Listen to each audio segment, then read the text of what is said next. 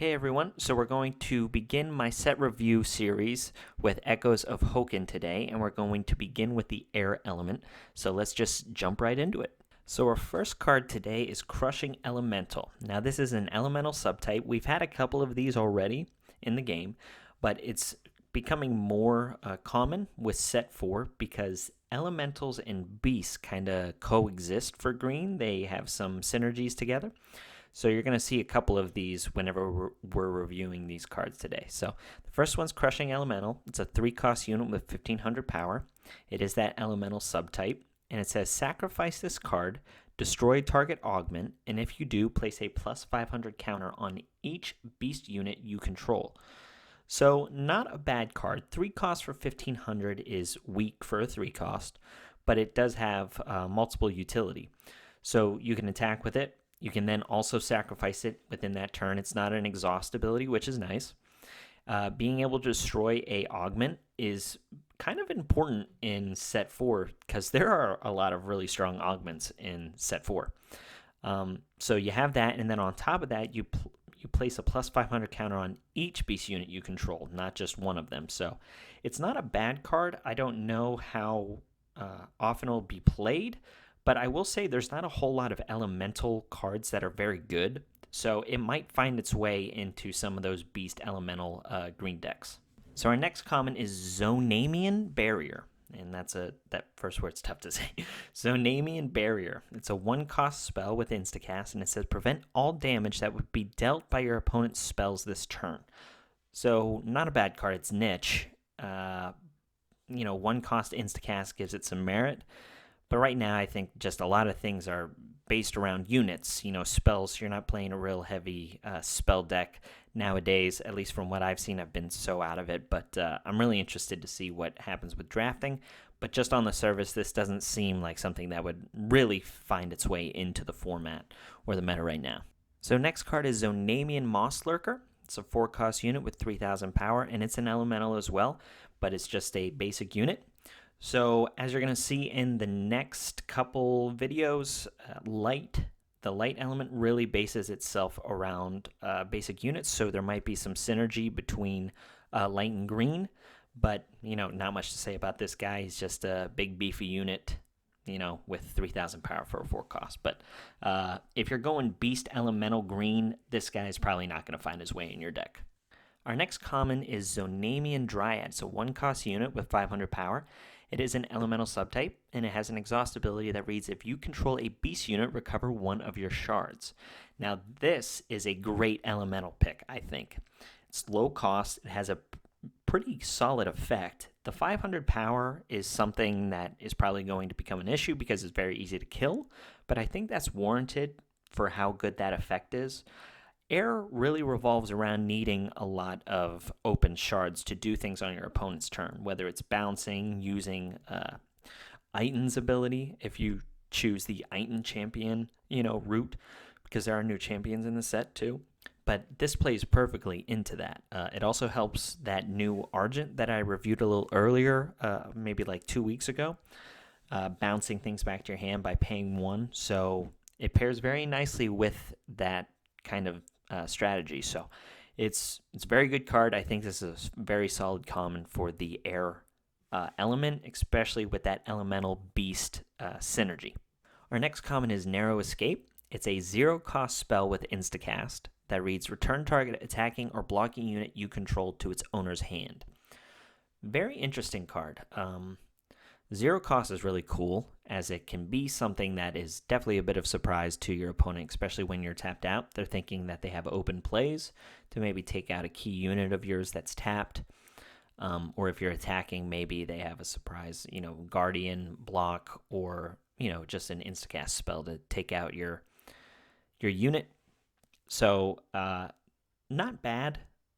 But at the same time, I think there's better options, things like Guiding Winds and things like that.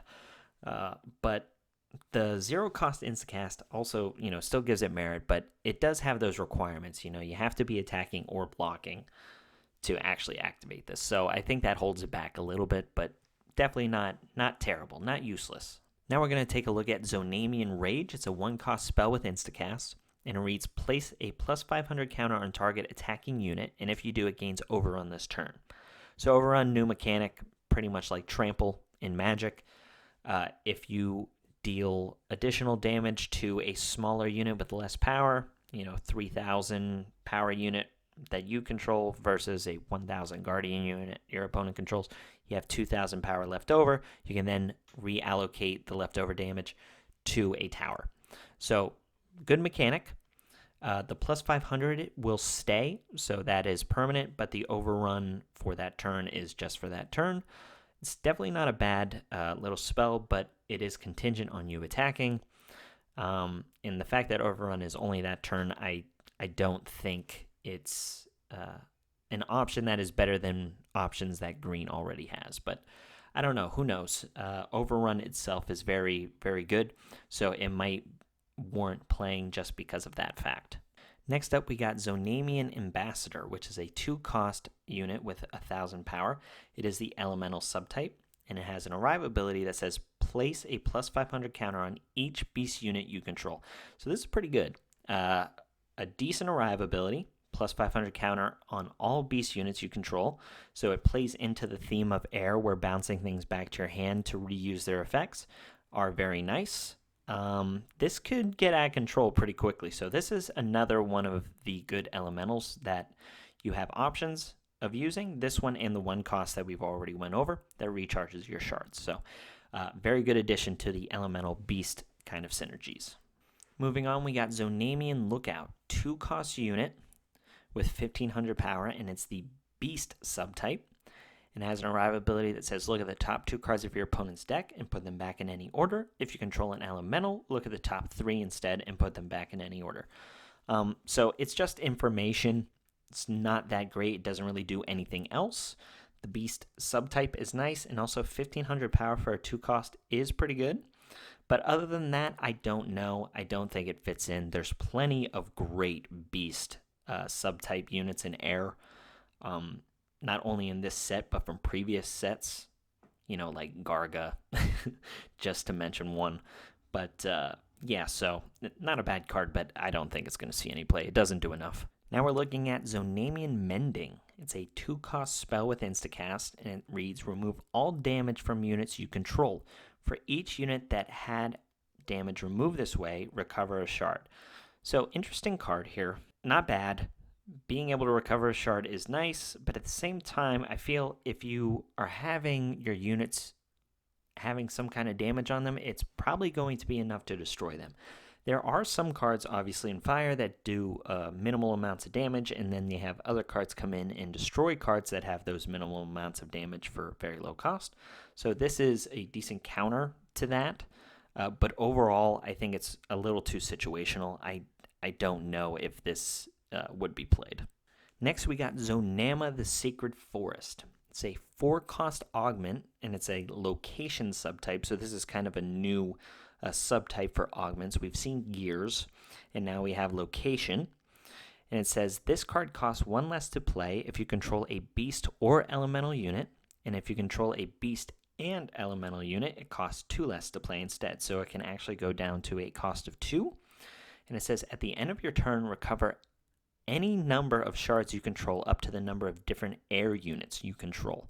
So this card is pretty scary. I'm assuming this stacks. So if you have 2 of these, I think you get, both effects. So if you had, an elemental and a beast on the field, just 2 units, and you had 2 of these, I think you would be able to recover 4 shards. So this card's pretty good. I'm really interested to see how this plays out, because I think this is going to find its way into a lot of decks. Gives you tons of options, tons of ways to ramp. So I really like this one. I think this is a great addition to air. Next up, we got Drifting Diplodocus, which I think I said that right. It's a 6-cost unit with 3,500 power, and it's a dinosaur subtype, which is pretty interesting. I'm pretty sure that's the only one for green in this set. And it reads, this card costs 1 less to play for each unit that came into play under your control this turn. So it can go as low as 2, but you'd have to have a lot of things go your way, obviously, and it'd have to be late in the game. And it reads, this card is unaffected by the activated abilities of units and augments. So, decent ability, but for 6 cost, that's pretty high, and you have plenty of other great options, especially if you're going to pay that much to bring out a monster. So, it's probably not going to find its way in anywhere. But red does specialize in dinosaurs, so maybe you could find a decent red-green mix. Maybe it could fit its way into there. Now we're going to look at Crushing Beast. It's a 3-cost unit with 2,000 power. It's a beast subtype. And it reads, sacrifice this card, destroy target unit that dealt or was dealt damage this turn. So not bad. Being able to attack and then sacrifice it to destroy a unit is kind of nice, but it seems to be a little too situational. So better options for 3 cost, I believe. Now our last common is Zonamian Critters. It's a 1-cost unit with 500 power, and it's a beast subtype. And it has a ruined ability that says put a critter token, which is 500 power and beast, into play. And then it says if you control an elemental unit, put 2 into play instead. Interesting. You get a little more value if you have an elemental unit on the field as well. I really don't know. I mean, it's decent if you're using Iton as your champion because you could possibly have more fuel for things in the future to sacrifice off with, or also just kind of push at the end of the game to have 2 units that could just poke in for that final hit. But I don't know. I mean, I think you have better options than this guy. Our first rare for air is Zonamian Stampede. It's a 2-cost spell that reads, deal 2,000 to target active unit. If you control a beast unit, deal 3,000 instead. A couple things to note here. One, it's not instacast, which takes away from it a little bit. And then the other thing is you can only target an active unit. So if it blocked or if it's exhausted, you cannot target it with this. With that being said, though, the fact that if you control a beast and you can deal 3,000 for a cost of 2, that's a lot of damage. I think it might warrant some play just because of that fact. You can take out a lot of high-cost units for very low shard cost with this. So it might see some play for that. We'll see. Depending on how the format shifts, if you have a lot of higher power units in the format, this one might be worth it. Our next rare is Emerald Elder Stag. It's a 5-cost unit with 3,000 power, and it is a beast subtype. And it reads, this card cannot be targeted by your opponent's spells or abilities while you control an elemental unit. Exhaust an elemental unit you control, recover this card. This card is pretty interesting. Being able to attack multiple times in a turn is pretty neat.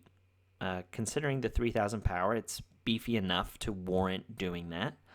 And also not being able to be targeted by spells or abilities while you control that elemental unit is really cool.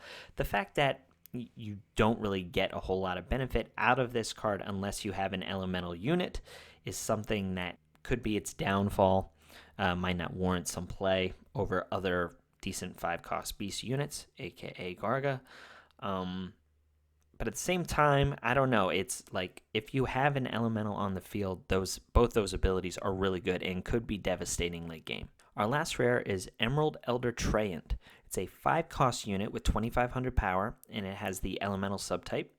And it has an arrive ability that says, look at the top 3 cards of your deck. You may put a beast unit with cost 3 or less among them into play with a plus 500 counter, and then place the rest on the bottom of your deck in any order. I'm not a huge fan of this card. It could be nice if you do hit that right beast unit with cost 3 or less, but it's a complete gamble. So I don't like cards like this. Also for 5 cost, it's pretty hefty price for something that could completely miss. So not a huge fan of this one. Now we're going to move on to the super rares. Our first one we're looking at is Aurelian Ursa. It's a 4-cost unit with 2,000 power, and it is a beast subtype. It has an arrive ability that reads, place a plus 500 counter on this card for each elemental unit you control. Then it reads, remove a plus 500 counter from this card and choose one. You can either recover that card or give it overrun until the end of the turn. Very interesting card. Couple things to note here. You can remove the counters as many times as you want. It doesn't say once per turn or anything like that, which is good because it would suck then. So as many plus 500 counters that you have on it, you can just keep recovering that card if you want. And then you can also give it overrun that turn, maybe as your first option, and then just keep smoking towers. The other thing is the plus 500 counters that you're removing, it doesn't need to be from his effect. So Air has a couple cards in here that give your beast units plus 500. So it does synergize well with the rest of the set. I think it's a pretty good card. I don't know how many you would run. One might be enough just for that utility, late game to really make some pretty decent pushes. It could be devastating depending on when you drop it. So I do like this card. So our next super rare is Beast King's Awakening. It's a 3-cost spell that reads, put a beast unit from your hand into play. Then if you control a beast unit and an elemental unit, draw a card. Now this card can really get out of control. There's plenty of good beast units from prior sets. Garga and Great Hawk of Cloudsea are definitely some of the two that I can think of off the top of my head, although playing this into Great Hawk of Cloudsea doesn't make any sense. But using it on Garga is nice. You also have some other options as well, like Terror of the Sandsea or Scorpion Emperor. Those are some pretty good options as well as one card that we're going to go over here in a second because it's the secret rare in the set for Air. But yeah, if you can use this card on that card, it's nuts. The fact that it replaces itself if you have a beast and elemental is nice, and being able to cheat out something like Garga could be really, really cool. So I do like this card. So our last super rare is Savage Arbiter. It's a 6-cost unit with 4,000 power. Now, the Arbiter subtype is new to this set. All elements got their own Arbiter, and they all kind of share the same effects. So I want to go over that real quick. So his effect is, as an additional cost to play this card, you may exhaust any number of air units you control. If you do, this card costs 1 less to play for each. So this is something all of the Arbiters share. Basically, you can use your units as shards for these guys to reduce their cost, basically. He then says units you control gain overrun. So all of the Arbiters have different effects here. So his is units you control gain overrun, which is a very good ability to give all of your units. And then it reads, ignore the effects of your opponent's air tower. So the Arbiters also, depending on their element, will then allow you to ignore that tower effect of your opponent. So if it's air, you're going to ignore air. If it's water, you're going to ignore water, so on and so forth. This one is very, very good. I like these Arbiter subtype cards for sure. The fact that you can cheat them out for lower cost is really nice. And I asked a question this morning on when you can actually tap or exhaust your units. Basically, if you play a 1-cost unit that turn, you can also exhaust it that turn for this card's ability to bring it out for less. So that makes these cards even better, in my opinion. This is a really, really good super rare. 4,000 power for something that you can bring out for cheaper than 6 cost, and then give everything overrun is really cool. And then the cherry on top is you get to ignore your opponent's air tower effect. So really cool. So the Argent for air in this set is Ravaging Rhinoceros. I already went over this guy. I had a separate video where I got to spoil it early. So if you want to check out my full review of that, you can check it out on my channel there. But just to go over it really quickly, 1-cost unit, 1,000 power. It's a beast. Gains overrun while its power is 2,000 or more. And then once per turn, you can pay 1 and return another unit you control to your hand and then place a 500 counter on it. Basically, it's fantastic. But again, you can see the full review in my channel if you want to go check out that video. Now, moving on to the secret rare for air in this set, we have Conga Sacred Forest Beast King, 6-cost unit with 3,000 power. And he is a legendary elemental beast unit. So he counts as both. He counts as an elemental and a beast, which is fantastic already. And then his effects read, beast and elemental units cost 1 less to play, which is really cool. And then on top of that, he reads, whenever a beast or elemental unit you control declares an attack, you may return target unit your opponent controls to its owner's hand. That is extremely devastating. And then on top of that, it has a ruined ability that allows you to put a beast unit with cost 3 or less from your hand, or an elemental unit with cost 3 or less from your discard zone into play. So you can either put a beast unit from your hand into play, an elemental with cost 3 or less from your discard zone into play, or both if you can meet both requirements. This card is nuts. It's really good that it's a legendary, so you can only run one. It pairs extremely nicely with that super rare that we already went over, the 3-cost one that allows you to draw a card if you control both an elemental and a beast.